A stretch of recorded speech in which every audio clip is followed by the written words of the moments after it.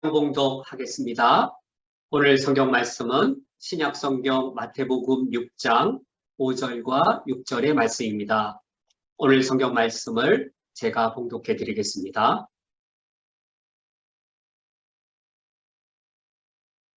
또 너희는 기도할 때에 외식하는 자와 같이 하지 말라. 그들은 사람에게 보이려고 회당과 큰 거리 어귀에 서서 기도하기를 좋아하느니라. 내가 진실로 너희에게 이르노니 그들은 자기 상을 이미 받았느니라. 너는 기도할 때에 내 골방에 들어가 문을 닫고 은밀한 중에 계신 내 아버지께 기도하라. 은밀한 중에 보시는 내 아버지께서 갚으시리라. 아멘. 다 함께 기도하고 말씀을 듣겠습니다. 나를 사랑하시는 하나님 아버지시여, 주께서 나를 사랑하시오니 저희들이 날마다 말씀과 기도로 주의 사랑 안에 거하며 우리들도 주님을 사랑하며 주님을 섬기기를 원합니다. 오늘 주의 말씀을 드리며 하나님 안에서 성령의 인도함 받으며 기도의 삶을 살 수 있도록 하나님의 가르침과 인도하심을 누리게 주옵소서. 예수 그리스도의 이름으로 기도합니다. 아멘. 우리 그리스도인들에게 아주 중요한 것이 있습니다. 성경과 그리고 기도입니다. 날마다 이 성경을 읽는 것, 그리고 매일의 기도 생활을 하는 것, 이 두 가지는 우리 그리스도인들의 신앙생활에 필수적인 것이어서 우리 성도님들에게 날마다 성경 읽기, 그리고 매일의 기도 생활을 당부를 드립니다. 과연 날마다 성경을 읽고 그리고 매일 기도한다는 것은 구체적으로 어떤 사실을 가리키는 것인가?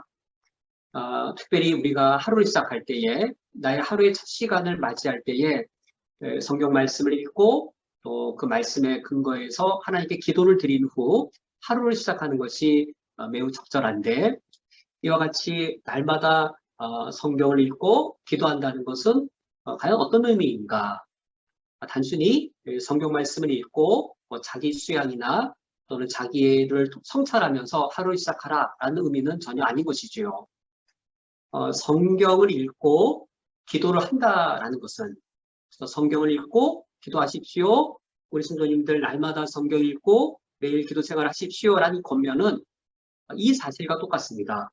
날마다 하나님을 만나십시오 라는 이 권면과 같은 사실이 됩니다. 성경 읽고 기도한다는 것, 그것은 하나님과 교제한다는 사실을 가리킵니다. 날마다 성경 읽고 기도한다는 것은 내가 날마다 하나님과 대화를 한다는 것과 같은 사실입니다. 여기에 우리 기독교 신앙에 아주 독특하고도 놀라운 이 사실이 있는 것이죠. 모든 종교에 그들의 신을 인간이 만나기를 원합니다. 신을 만난다는 것, 이건 대단히 신비로운 일이고, 다른 종교에서는 내가 섬기는 신을 만나는 것, 아무나 만나는 것이 아니라 샤먼이나 만날 수 있거나 또는 이 제사장만 그들의 신을 만날 수 있지요. 신을 아무나 만날 수 없고, 인간이 신을 만난다면 얼마나 황홀하고 신비한 이 경지를 맛볼 수 있겠는지요. 그래서 모든 종교에서 자신이 섬기는 신을 만나기를 원하는데, 우리 기독교에서는 참 하나님, 유일하신 하나님, 내가 어떻게 개인적으로 만날 수 있을까요? 내가 어떻게 나의 하나님을 친밀하고 인격적으로 사적으로 만날 수 있을까요? 우리 기독교 신앙에 따르면 성경과 기도, 이 두 가지가, 성경과 기도라는 이 두 가지 방편이 내가 영이신 하나님을 개인적으로 사적으로 만날 수 있는 방편입니다. 어떻게 영이신 하나님을 내가 개인적으로 사적으로 만날 수 있는가? 그 방편이 바로 성경과 기도입니다. 그러므로 우리 모든 그리스도인들은 이 말씀과 기도를 통해 영이신 하나님을 내가 개인적으로 배웠고, 그리고 친밀하게 사적으로 하나님과 교제하는 이런 일에 익숙해져야 하겠습니다. 또 한편으로는 훈련도 받아야 하겠지요. 이것을 흔히 영성훈련 또는 경건의 훈련이라고 합니다. 이처럼 우리 그리스도인들이 영이신 하나님을 우리가 개인적으로 말씀과 기도로 만나는 것, 그 하나님과 대화하고 하나님과 교제하는 것, 이것은 마치 무엇과 같을까요? 어떤 한 부부가 결혼을 했습니다. 신혼이 지난 후에는 남편과 아내가 한 집에 살지만 대화를 하지 않습니다. 그리고 남편과 아내 사이에 교제도 없습니다. 그냥 공적인 이야기만 하는 것이죠. 이번 달 전기세가 얼마 나왔어? 이번 달 아파트 관리비 얼마 나야 돼? 이런 공적인 이야기만 하고 두 사람 사이에 이 사적인 또 친밀한 대화와 교제가 없습니다. 남편이고 아내인데 낯설어져 갑니다. 10년 살고 20년 살면서 남이 되어져 간다면, 그런데도 한 집에서 낯설게 살아간다면 이보다 더 큰 불행이 어디 있겠는지요. 이런 부부를 본다면 우리 모두가 다 이렇게 고민할 겁니다. 두 사람 서로 사랑해서 결혼했을 텐데 이제는 서로 날마다 대화하며 살아가야 하지 않겠습니까? 상대방의 말도 들어보고 또 당신의 마음도 상대방에게 말해야 되지 않겠습니까? 라고 우리가 권면하겠지요. 이것이 하나님과 우리 사이에도 동일하게 적용되어져서 성경과 기도, 바로 그것이지요. 성경과 기도, 영이신 하나님을 우리가 날마다 개인적으로 친숙하게 만나 뵙고 말씀을 통해 우리가 하나님의 말씀을 듣고 또 기도를 통해 우리가 하나님께 우리의 의사를 나타내므로 하나님과 친밀하게 교제하는 것. 이것은 우리 그리스도인의 신앙생활에 가장 아름답고 또 신비로운 면이 되었습니다. 그런데 우리 성도님들께 제가 이처럼 말씀드렸을 때 연상이 잘 안 되고 막연하게 느껴질 우려도 있습니다. 성경 읽기와 기도를 통해서 내가 영이신 하나님을 개인적으로 친숙하게 사적으로 만난다? 어떻게 그렇게 가능하지? 나는 성경을 읽어도 또 눈 감고 기도를 해도 그걸 통해 내가 하나님을 만난다는 걸 잘 못 느끼겠고 그게 무엇을 말하는 것이지? 라고 막연하게 느껴질 수도 있을 겁니다. 또는 그 은혜가 깊이가 얕을 수도 있을 겁니다. 렉치오 디비나 또는 관상기도 또는 향심기도라고 하는 이제 고대 중세 이후에 우리 그리스도인들이 바로 이처럼 영이신 하나님을 개인적으로 사적으로 친밀하게 만나는 영성 훈련, 경건의 훈련들을 해왔습니다. 우리 개신교회는 이 전통이 많이 약하고 저희 서방 캐톨릭 교회나 또 동방 교회에는 여전히 이 전통이 남아 있는데 렉치오 디비나, 이 렉치오 디비나는 말씀 묵상을 통해서 내 영혼이 인격적으로 개인적으로 사적으로 하나님을 만나는 것을 말하고 또 이 관상기도라고 하는 것은 기도를 통해서 하나님의 임재를 내가 누리면서 내 영이 하나님을 사적으로 개인적으로 만나는 그런 이 경건 훈련의 방식입니다. 렉치오 디비나 또 관상기도, 그러니까 말씀과 기도를 통하여서 내가 사랑하는 하나님, 그리고 그 하나님 나를 사랑하시잖아요. 내가 사랑하는 하나님, 나를 사랑하는 하나님, 그 하나님과 같이 하나님 섬기는데 낯선 부부처럼 신혼 때는 사랑했지만 그 위에 낯설게 살아가는 부부처럼 하나님과 아무런 대화도 안 하고 그냥 공적인 이야기만 나누면서 있다면 그것은 우리 신앙생활의 아름다움을 다 상실한 것이 되었습니다. 그러면 우리가 렉치오 디비나 또는 관상기도와 같은 이런 전문적인 경건 훈련을 받아야만 영이신 하나님을 내가 개인적으로 사적으로 친밀하게 만날 수 있을까? 물론 그런 전문적인 이런 경건의 훈련을 받아도 유익이 클 것입니다. 그러나 그렇지 않더라도 정말 중요한 부분이 있습니다. 바로 이겁니다. 내 속에, 내 안에 영이신 하나님을 내가 개인적으로 만나고 싶다. 하나님이 나의 창조주이시고 십자가에 죽으신 예수님, 바로 나의 예수님이신데, 나의 하나님이신데, 그렇다면 나의 하나님을 내가 만나고 싶다. 그것도 날마다 만나고 싶다. 그 하나님을 어떤 기도원에 가서 만나는 게 아니라 지금 내 직장 생활, 그리고 코로나로 인해서 어려워진 이 현실, 나의 가정, 구체적인 내 삶의 장에서 나의 하나님을 만나고 싶다. 어제 하나님, 작년의 하나님이 아니라 오늘 지금 나의 하나님을 만나고 싶다라고 하는 그 원함을 갖는 것이 가장 중요합니다. 나 하나님과 교제하고 싶다. 하나님의 임재를 누리고 싶다. 하나님이 내 삶 가운데 오셔서 하나님의 현존을 내게 나타내 주셨으면 좋겠다라고 하는 하나님을 보고 싶은 열망, 하나님의 임재를 경험하고 싶은 열망, 그 원함을 갖는 것이 가장 중요한 요소가 됩니다. 하나님을 보고 싶고 하나님을 만나고 싶고 하나님의 임재를 누리고 싶은 그 열망, 이것이 바로 기도의 올바른 동기고 기도의 올바른 목적입니다.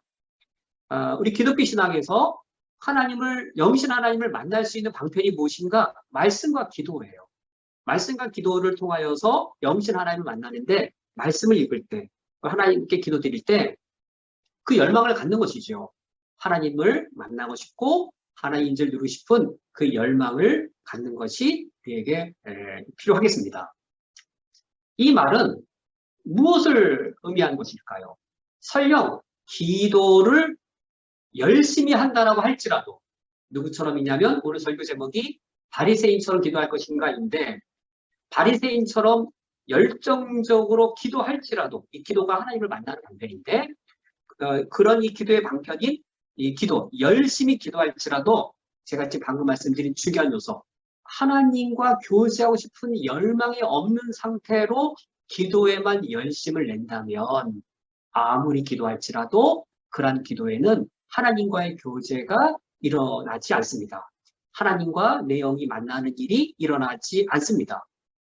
오늘 우리가 읽은 마태복음 6장 5절과 6절의 말씀이 바로 이 부분을 가르쳐주고 있습니다. 6장 5절 상반절에 또 너희는 기도할 때에 외식하는 자와 같이 하지 말라.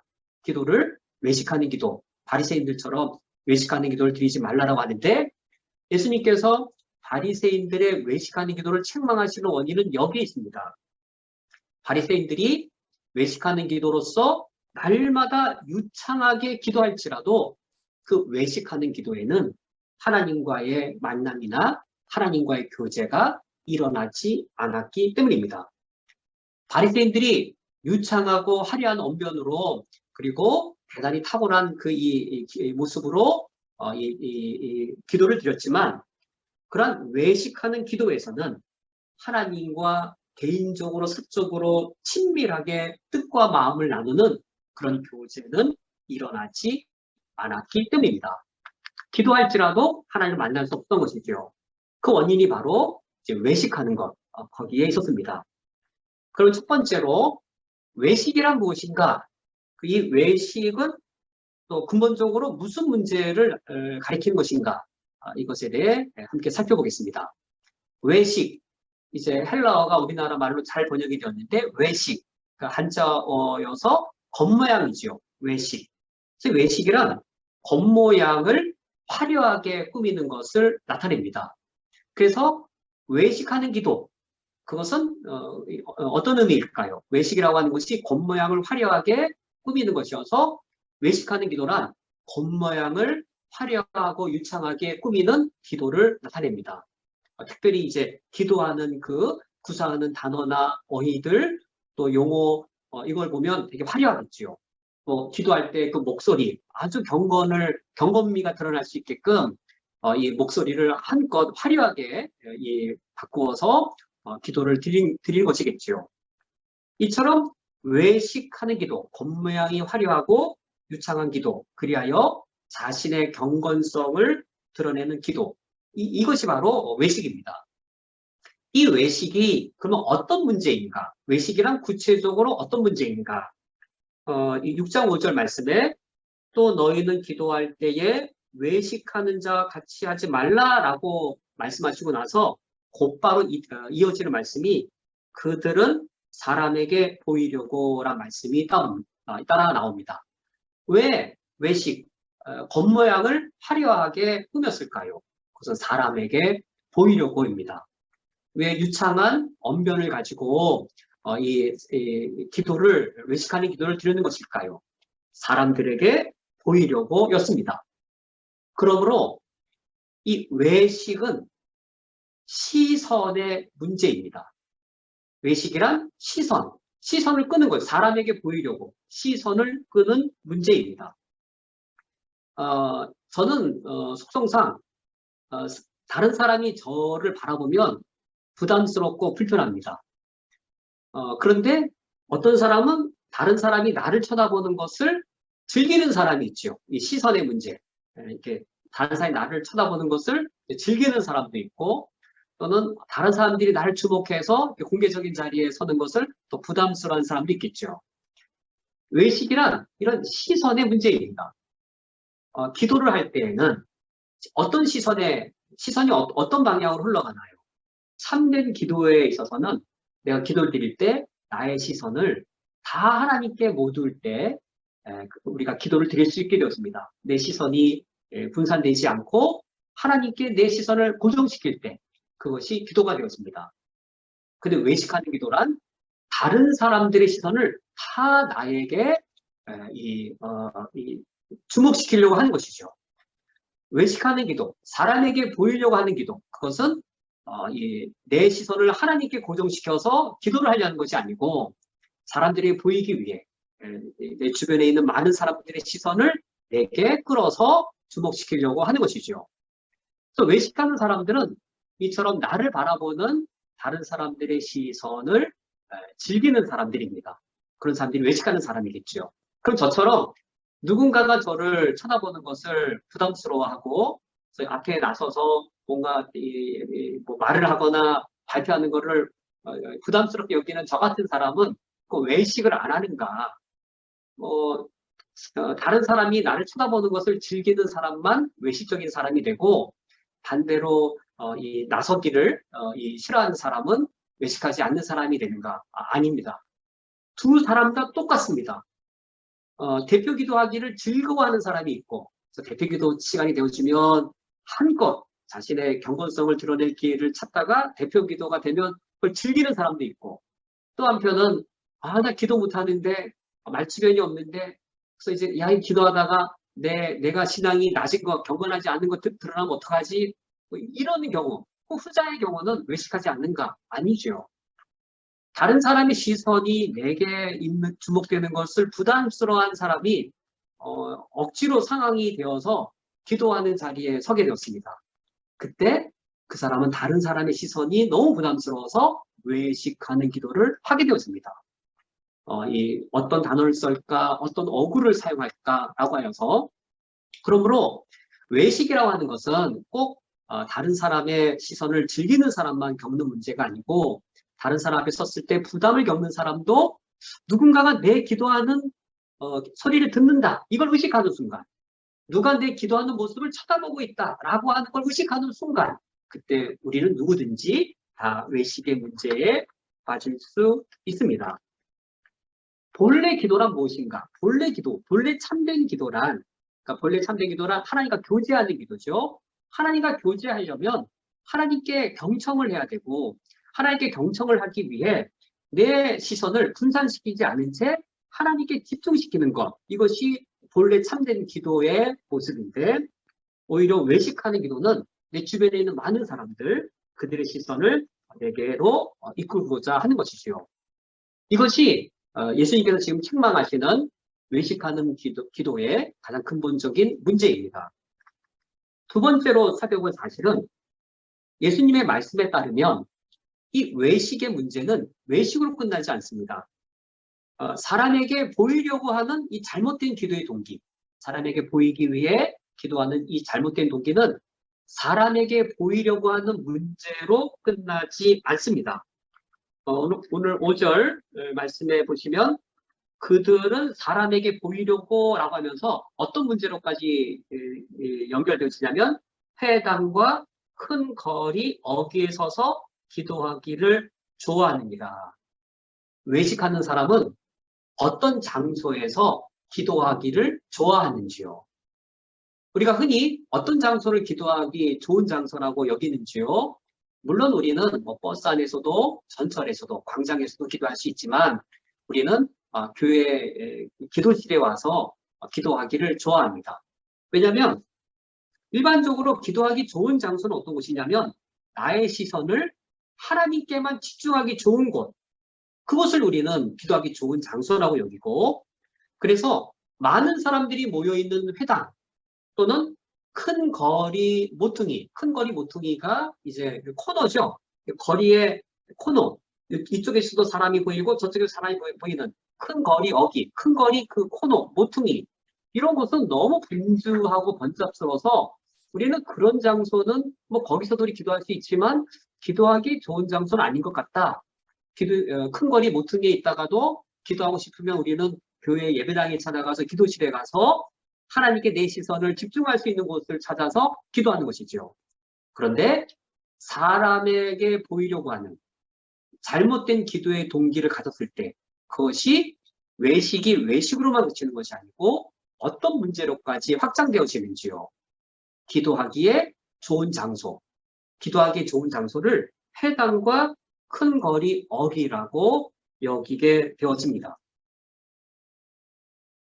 외식은 외식의 문제로 끝나는 것이 아니라 기도하기에 좋지 않은 장소를 기도하기에 좋은 장소라고 이제 바꿔버리는 것이죠. 왜 기도하기에 좋은 장소이겠는지요? 회당과 큰 거리어기. 무엇하기에는 좋지 않지만 무엇하기엔 좋은 장소인가요? 회당이나 큰 거리어기. 하나님께 내 시선을 집중하기에는 좋지 않지만 무엇하기에는 좋지요? 많은 사람의 시선을 내게 집중시키기에는 좋은 장소입니다. 회당, 많은 사람이 모여있지요. 큰 거리의 어기, 모퉁이. 이쪽 편에서도 날 쳐다볼 수 있고 저쪽 편에서도 나를 쳐다볼 수 있는 것이지요. 뿐만 아니라 기도하는 자세를 보면 이러합니다. 회당과 큰 거리 어기에 서서라고 되어 있습니다. 앉아서 기도하는 것이 아니라 서서 기도하기 때문에 많은 사람들의 시선을 이끌어낼 수 있습니다. 이처럼 외식의 문제로 끝나는 것이 아니라 사람에게 보이려고 하는 그릇된 동기가 거기서만 그치는 것이 아니라 이처럼 기도하는 장소, 기도하는 자세, 참된 기도의 가장 좋은 장세, 이 측면까지 이처럼 왜곡시키는 문제가 있습니다.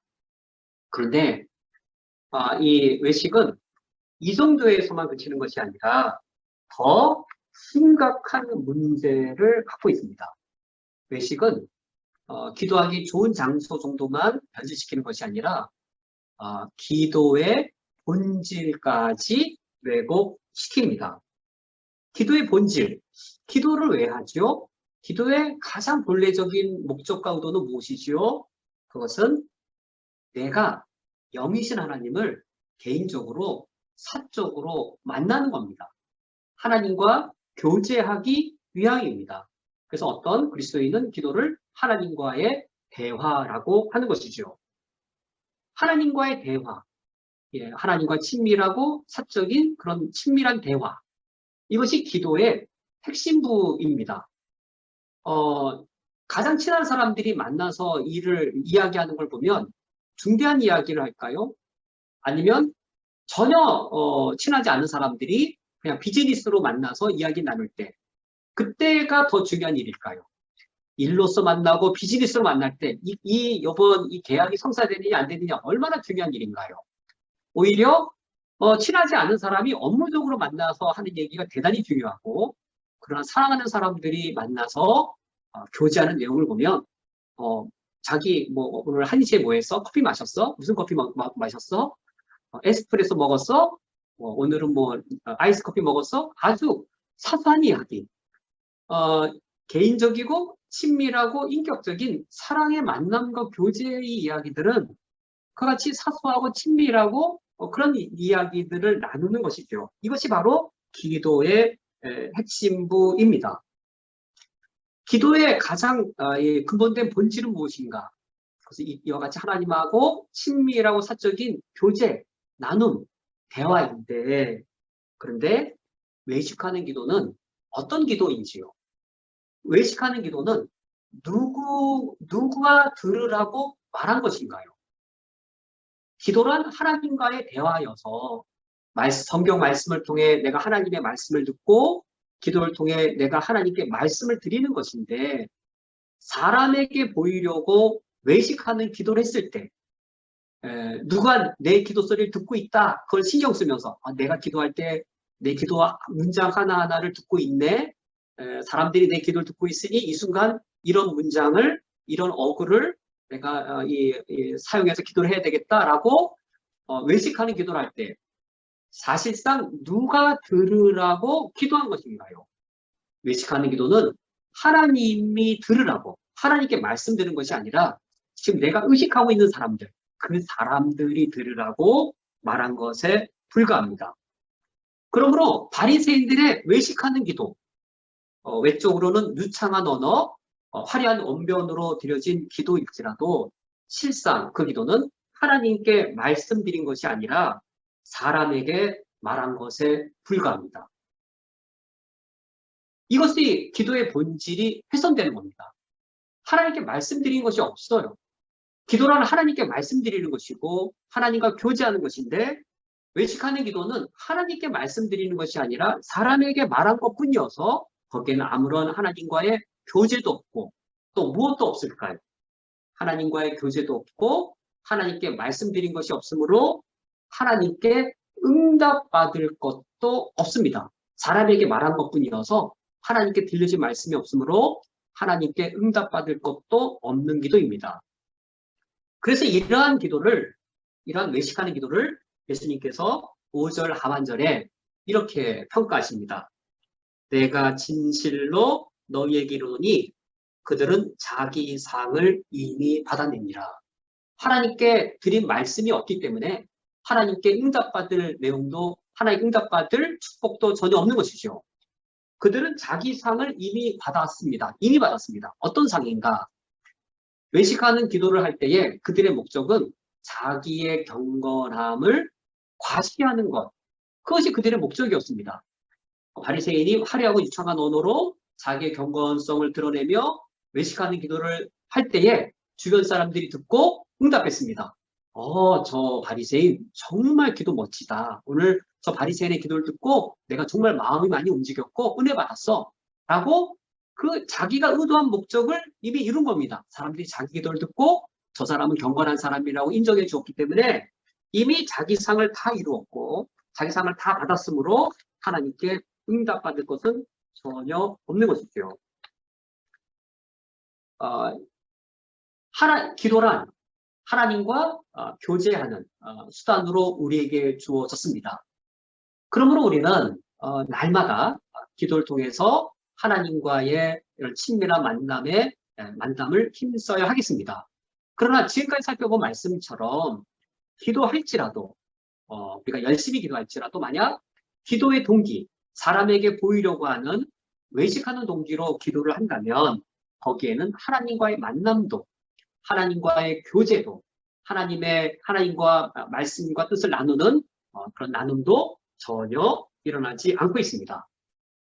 그렇다면 어떻게 기도해야 되는가? 기도란 영이신 하나님을 내가 사적으로 개인적으로 만날 수 있는 은혜의 방편인데 그러면 어떻게 기도를 드릴 때 이 기도를 통하여서 영이신 하나님을 내가 사적으로 그리고 은밀하게 개인적으로 만날 수 있는가? 이 사실에 대해 예수님께서 6절 말씀에서 가르쳐 주십니다. 바리새인의 외식하는 기도에 반대되는 상응하는 골방기도, 은밀한 기도 이 두 가지를 가르쳐 주십니다. 6절에서 가르쳐 주시는 골방기도, 은밀한 기도는 이 사람에게 보이려고 드리는 이 외식하는 기도를 치유하시는, 회복해 주시는 그래야 하나님과의 교제를 누릴 수 있는 그 기도로서 골방기도, 은밀한 기도를 가르쳐 주십니다. 그러면 먼저 이 하나님과 교제를 나눌기에 기도를 한다면 기도하기에 좋은 장소는 어디인가요? 이 외식하는 사람들은 회당과 큰 어기를 기도하기에 좋은 장소로 여겼는데 예수님께서는 어디가 기도하기 좋은 장소라고 가르쳐 주시는가? 6절 상반절 말씀에 너는 기도할 때에 내 골방에 들어가 문을 닫고 라고 하여서 예수님께서는 골방을 기도하기에 좋은 장소라고 가르쳐 주십니다. 유대인의 그 가옥 구조를 보면 집마다 골방을 갖고 있었는데 이 골방은 현관문을 열고 들어갔을 때 제일 안쪽에 위치한 방이었습니다. 제일 안쪽에 위치한 방이어서 사람의 시선이 미치지 않는 방이었습니다. 사람의 시선을 피하기에 좋은 방이었습니다. 그래서 이제 회당이나 큰 거리 여기와 대조되는 것이죠. 사람의 시선을 끌기에 많은 사람들의 시선에 주목받기에 좋은 장소인 회당이나 큰 거리의 어기와 대조되게 집의 가장 안쪽에 있는 골방, 사람의 시선이 차단되어진 그 골방을 예수님께서는 이 기도하기 좋은 장소라고 가르쳐 주십니다.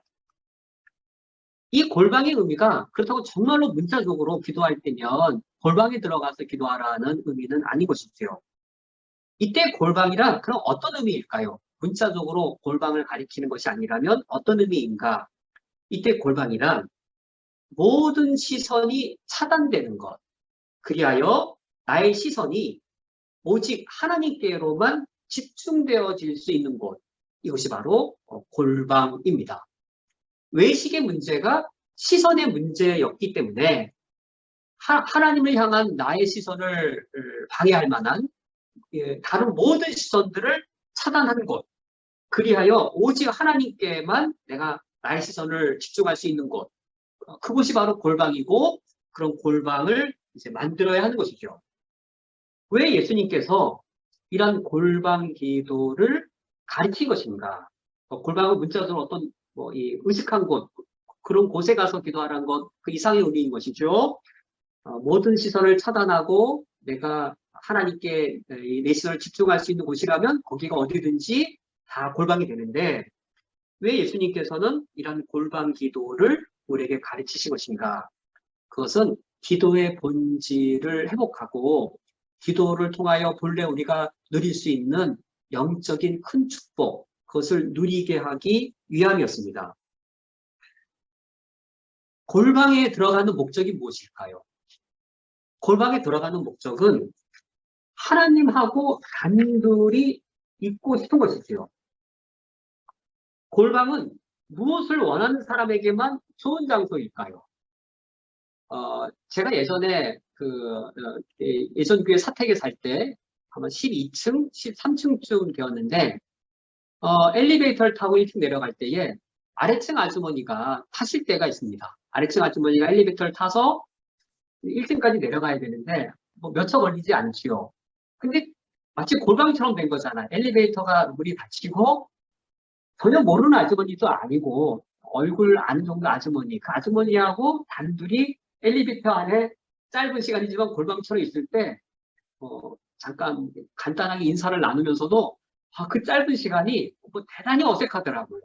어떤 인사 나눌 것도 별로 없고 이 골방 누가 싫어하고 누가 정말 원할까요? 누군가는 이런 골방을 정말 원합니다. 하나님하고 단둘이 있기를 누군가는 정말 대단히 원하죠. 누가 이 골방을 원할까요? 하나님과 개인적으로 단둘이 있기 원하는 사람. 하나님과 사적인 만남을 방해받는 걸 정말 싫어하는 사람. 기도의 올바른 동기와 기도의 참된 목적을 추구하는 사람. 이 사람은 골방을 참으로 좋아합니다. 그러므로 예수님께서 골방에 들어가라 라고 명령하신 것은 진짜 문자로 골방에 들어가서 혼자 기도하라 라는 의미가 아니라 기도의 본래적인 목적, 하나님을 만나고 하나님과 개인적으로 친밀한 관계를 맺는 것, 그것을 추구하라 라는 의미입니다. 반면에 골방은 누구에게 정말로 힘든 장소이겠는지요. 골방이 참으로 누구에게 힘든 곳일까?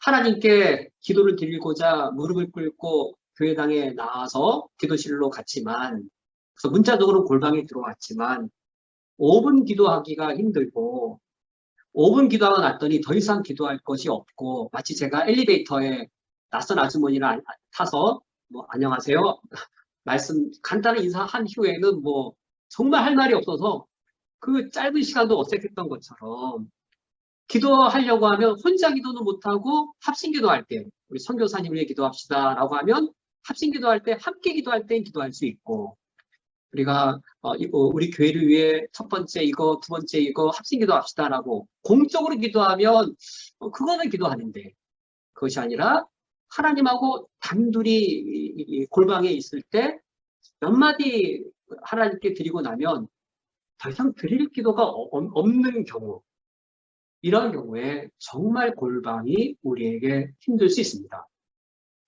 우리 성도님들에게 여기서 말씀드릴 것은 정말로 내 신앙이 하나님과 얼마나 친밀한가? 제가 이제 자가격리 마치고 제가 이제 종합검진을 받고자 하는데, 종합검진 하면 여러 가지 이제 이 몸의 부위 어떤 부분이 어떤지 다 검사하지요. 골방 기도는 우리 영혼에 있어서 어떤 검사일까요? 어떤 부분이 정말 건강한가? 어떤 부분이 건강하지 않은가? 어떤 부분을 진단해주는 이 측정이 될 수 있을까요?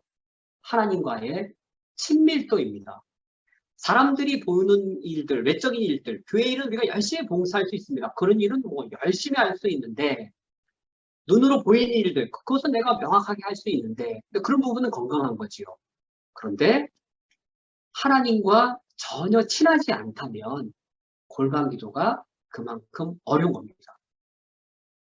신혼 때는 아내랑 너무 사이가 좋았는데 5년, 10년 지났더니 이번 달 아파트 이 관리비 얼마 나왔어? 이런 공적인 이야기 외에는 아내와 별 이야기도 나누지 않을 만큼 관계가 멀어진 것처럼, 하나님과 기도할 때에도 선교지를 위해서, 전도 사역을 위해서, 교회 공적인 걸 위해서 기도할 수 있지만 그냥 별 의미가 없이 부간에 이야기하는 그런 단순함. 오늘 김치찌개 먹을까? 오늘 된장찌개 먹을까? 별 사소한 이야기. 정말 친해야만 할 수 있는 이야기. 그래서 1시간에 이야기할 수 있고 2시간에 이야기할 수 있는 그런 하나님과의 친밀함. 이런 친밀함이 없을 때 골방 기도의 어려움을 겪습니다. 어떤 성도님들은 이런 의문을 갖고 있을 겁니다. 목사님, 저 기도 잘하고 싶습니다. 나도 기도를 20분, 30분, 1시간 긴 기도하고 싶고, 기도를 통하여서 하나님과의 어떤 은혜를 누리고 싶은데, 어떤 방법으로 기도해야 합니까? 기도하는 기술은 무엇이지요? 라고 묻는 성도님이 계시다면, 골방 기도의 어려움이 정말로 이러한 기도의 기술을 모르는, 기도의 방법을 몰라서 기도가 어려운 것일까요? 골방 기도의 어려움, 기도의 어려움은 기도의 방법을 모르는 어려움 때문에 일어난 것이 아니라 하나님과 내가 단둘이 골방에 있을 때 무슨 말을 해야 할지 모르는 하나님과의 관계의 어색함, 그것이 기도의 어려움의 원인입니다.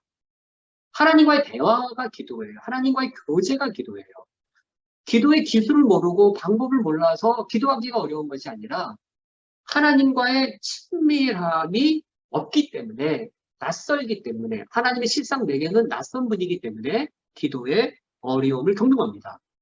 그러므로 골방은 하나님과 나와의 그 친밀함을 측정해주는 기준이 되어집니다. 그럼 어떻게 해야 이런 골방 기도를 좋아하게 될 수 있겠는지요? 골방 기도를 좋아하게 되는 비결은 골방 자체를 좋아해서 골방을 기도하는 게 아닙니다. 기도 자체를 좋아해서 기도를 좋아하는 것이 아닙니다. 하나님이 좋아서 기도가 좋아지게 됩니다.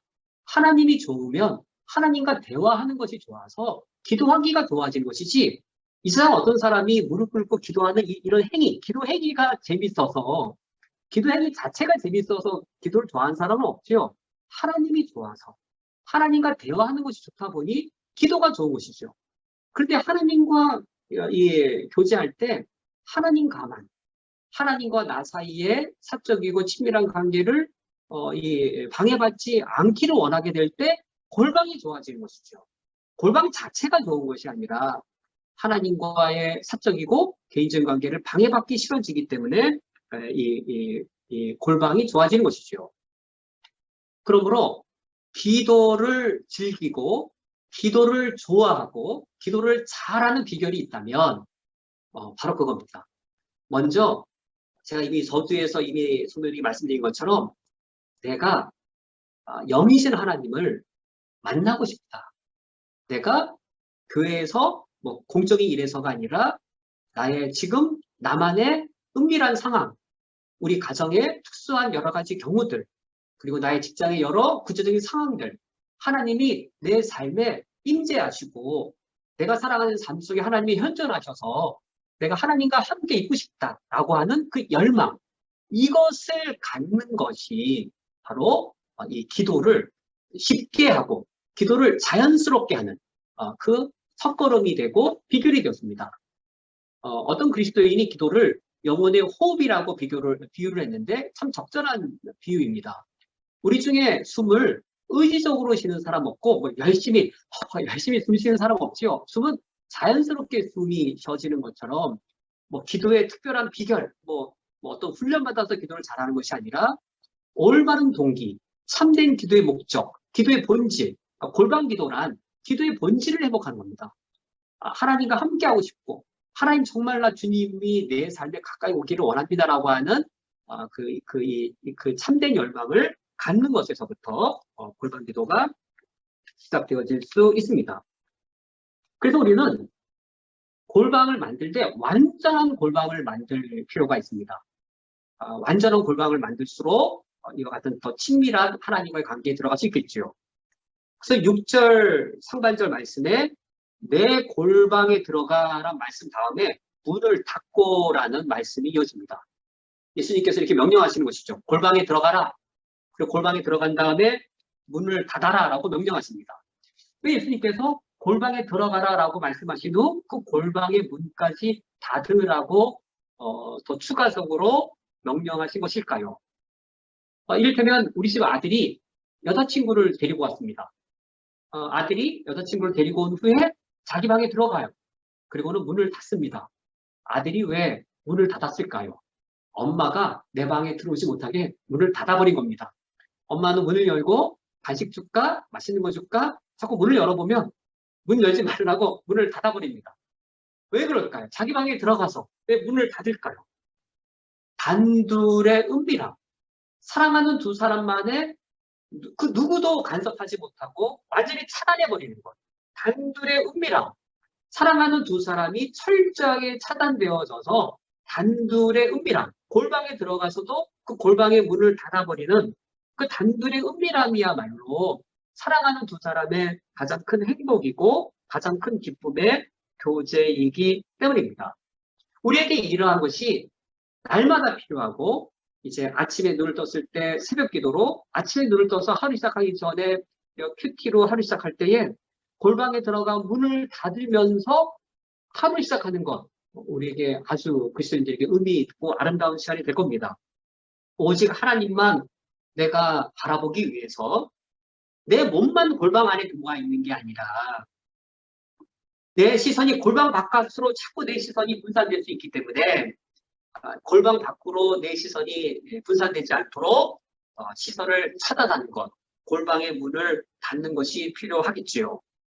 하나님께 기도하러 왔지만 내 마음의 염려로 자꾸 내 시선이 분산된다든지 또는 내 마음의 욕심 때문에 내 시선이 하나님께 집중되지 못한다 할 때에 그것들을 차단시켜서 골방의 문을 닫는 것. 그래야 하나님께 나의 첫 번째 시선을 두고 내 모든 시선이 하나님께 집중되도록 하는 것. 그리하여 완전한 골방을 만드는 것이 하나님과의 교제를 누림에 있어서 유익한 방법이 되겠습니다. 이렇게 골방을 만들었을 때에 골방의 효과가 있습니다. 어떤 골방의 효과가 있을까요? 내 영혼이 하나님과 단둘이 있을 때, 그때 골방의 시간은 내가 전적으로 하나님을 위해 드리는 시간이 되었습니다. 하나님과 나 단둘이 있을 때, 그때 하루를 같이 있으면 이 24시간이 내가 전적으로 하나님을 위하여 드리는 시간이 되어지는 것이죠. 이게 골방의 효과입니다. 이처럼 내가 모든 걸 다 차단하고 하나님 아버지 앞에 서서 골방에 들어와서 하나님이 나의 전부가 되어지시고 이 시간만큼은 내가 하나님께 다 나를 드릴 때에 이때 제가 경험한 바는 이것입니다.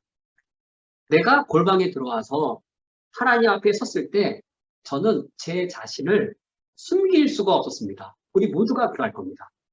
철저하게 모든 시선을 차단하고 하나님 앞에 서면 내 자신을 도무지 숨길 수가 없습니다. 다른 사람의 시선들, 다른 사람들의 시선을 의식할 때에는 야, 이거 목사인데 경건해야 되잖아. 기도도 경건하게 해야 되잖아. 경건한 척 해야 되더라고요. 사람들의 시선을 의식할수록 내가 경건한 척 해야 되는데 오직 하나님의 시선만 의식할 때는 경건한 척을 할 수가 없더라고요. 하나님 앞에 어떻게 경건한 척을 할 수 있겠어요? 내 실상을 하나님이 다 아시는데. 골방의 효과는 무엇이냐면 하나님 앞에 섰을 때 우리가 대단히 솔직하게 되었습니다. 이게 골방의 효과예요. 골방에 들어와서 골방의 시간 전체는 내가 하나님께 다 드리는 시간인데 그 시간 동안 내가 하나님 아버지 앞에 내 자신을 숨길 수 없어서 골방의 솔직함. 그래서 내 모든 아픔을 하나님께 그냥 솔직하게 다 털어놓을 수가 있습니다. 골방에 들어와 문까지 걸어 닫고 그 누구도 안 듣는 거죠. 그 누구의 시선도 미치지 못하는 곳에 가서 오직 하나님의 시선만 미치는 곳에 가서 나의 부끄러운 죄악도 솔직하게 다 털어놓을 수 있는 것이죠. 이것이 바로 골방의 효과입니다. 제 경우에 이 골방의 솔직함이 어떻게 이어졌냐면 기도의 문을 열어주었습니다. 골방의 문을 닫으면 기도의 문은 열립니다. 어떠할 때 기도의 문이 닫히냐면 기도해야 될 거리들을 생각하고 그래 선교를 위해 기도해야 되겠다. 그래 내가 하나님의 나라를 위해 기도해야 되겠다. 어떤 이런 경건한 기도 제목에 매여서 기도할 때 기도의 문이 막히더라고요. 기도를 해야만 할 것들. 그런데 그냥 하나님 아버지 앞에 하나님 나 정말 죄인이에요. 하나님 원하지 않는 건데 나 왜 원하지요? 하나님 하지만 정말 내 모습이 이렇게 부끄럽지만 하나님 그거 진짜 내 모습이에요. 이와 같이 하나님께 정말 골방에 들어갔을 때는 하나님 앞에 경건한 척을 할 수도 없고 할 이유도 없고 오히려 나만의 아픔, 그 누구에게도 털어놓을 수 없는 나만의 고통들, 염려들, 고민들 그런 것들을 숨김없이 내어놓을 때에 이 골방의 솔직함이 우리 자신들의 기도의 문을 열어놓아서 내 마음이 열릴 때 하나님과의 교제가 그만큼 더 친밀하게 이루어지고 내 마음이 열렸기 때문에 하나님의 임재를 더 많이 누리는 것을 우리 성도님들이 더욱더 많이 경험하실 수 있을 겁니다. 이와 같이 골방의 기도를 가르치신 이후에 예수님께서 은밀한 기도의 축복을 이어서 말씀해 주십니다. 6절 말씀에 너희는 기도할 때에 내 골방에 들어가 문을 닫고 라고 하면서 누구에게 기도하라고 말씀하시냐면 은밀한 중에 계신 내 아버지께 기도하라 라고 예수님께서 하나님을 은밀한 중에 계신 내 아버지라고 표현하고 계십니다. 우리가 골방에 들어가 기도할 때 우리가 기도하는 하나님 어떤 분이신가? 내가 기도하는 하나님 어떤 대상인가? 은밀한 중에 계신 아버지이십니다. 이 은밀한 중에라는 이 어구를 대부분의 영어 성경은 in secret으로 번역했고 제가 참고한 또 다른 어떤 한 성경은 in private으로 번역을 했는데 둘 다 참 멋진 번역이지요. in secret, 비밀한 중에, in private, 사적으로 아주 적절하고도 잘된 번역들입니다. 은밀한 중에 계신 아버지. 이 말의 의미는 은밀한 중에 계신 하나님께 기도한다는 말은 뭐냐면 내가 비밀리에 만난 하나님입니다. 내가 사적으로 개인적으로 비밀리에 만난 하나님이에요.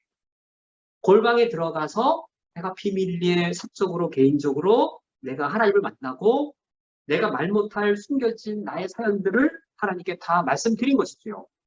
이러할 때에 이와 같이 은밀한 하나님께 기도할 때에 어떠한 축복이 약속되어 있는가? 6절 하반절 말씀에 은밀한 중에 보시는 내 아버지께서 갚으시리라 라고 너무나도 아름답고 그리고 기쁜 이 축복이 약속되어 있습니다. 은밀한 중에 보시는 내 하나님. 누구의 시각인가요? 외식의 문제는 시각의 문제이고 외식할 때에는 사람들의 시각, 사람들의 시선, 사람의 시선을 나에게 주목받고자 했는데 그런 사람들의 시선을 다 차단했을 때 누가 나를 쳐다보고 계시죠? 은밀한 중에 보시는 내 아버지. 그 골방에 들어가서 기도하면 비밀스럽게 나를 바라보시는 하나님의 시선을 우리가 발견하게 되어집니다. 은밀한 중에, 비밀한 중에 지켜보고 계시는 하나님의 시선. 제가 오늘 말씀을 준비하면서 우연하게도 저하고 제 아내가 골방에 갇혀 있습니다. 자가격리 이수를 하면서 단둘이 갇혀 있는데 저는 제 아내와 단둘이 갇혀 있으면서 이제 지난 쿠웨이트에 오기까지 여러 이야기들을 함께 더 나누게 되었는데 하나님이 은밀한 중에 비밀스럽게 사적으로 우리 가정을 한국에서 여기서 저기서 그리고 쿠웨이트로 하나님이 인도해 주신 비밀스러운 하나님이셨구나. 정말 하나님 참 은밀한 하나님이시고 그래서 하나님과 나 사이에 in private, 사적인 사연들, 사적인 내용들, 그 내용들이 이런 일도 있었구나. 하나님이 이런 사적인 일들도 우리 가정에 해주셨구나. 은밀하게 해주셨구나. 라는 것들을 제 아내랑 자가격리하면서 함께 나누면서 우리 하나님 참 좋으시다. 우리 하나님 참 좋은 하나님이시다. 은밀한 중에 비밀리에 찾아오셔서 우리 가정에 나 개인에 있는 비밀스럽고 사적인 것들을 바라봐 계셨고 내가 솔직하게 나의 것들을 하나님께 아뢰었을 때에 또 하나님께서도 그것을 은밀하게 응답해 주시는 하나님이셨구나라는 좋은 하나님을 우리 제 아내랑 나눌 수 있었습니다. 이런 은혜는 저만이 아니라 우리 모든 성도님들에게 동일하게 있으리라 생각됩니다. 오늘 말씀을 맺도록 하겠습니다. 우리 성도님들께서 이제 이번 한 주간을 살아가실 때에도 날마다 성경 말씀이 있는 것과 그리고 매일의 기도 생활에 항상 성실히 잘 감당하시기를 바랍니다. 기도와 성경, 이것은 영이신 하나님을 내가 인격적으로 그리고 개인적으로 만나는 그런 은혜의 방편들입니다. 이번 한 주간에도 골방 기도, 은밀한 기도를 통하여서 하나님과의 사적이고 개인적인 그 하나님의 임재하심을 충만히 누리실 수 있기를 축원합니다. 이 시간 두 가지 기도 제목으로 다짐의 기도를 드리고 합니다. 첫 번째로 매일 말씀과 기도의 생활로 하나님을 내가 만나는 개인 경건에 힘쓰겠습니다. 두 번째로 나를 바라보는 사람들의 시선을 의식하는 것이 아니라 나를 바라보시는 하나님의 은밀한 시선 앞에서 하나님을 섬기겠습니다. 우리가 이 두 가지 기도 제목으로 들으신 말씀을 기억하며 다짐의 기도를 하나님께 드리겠습니다.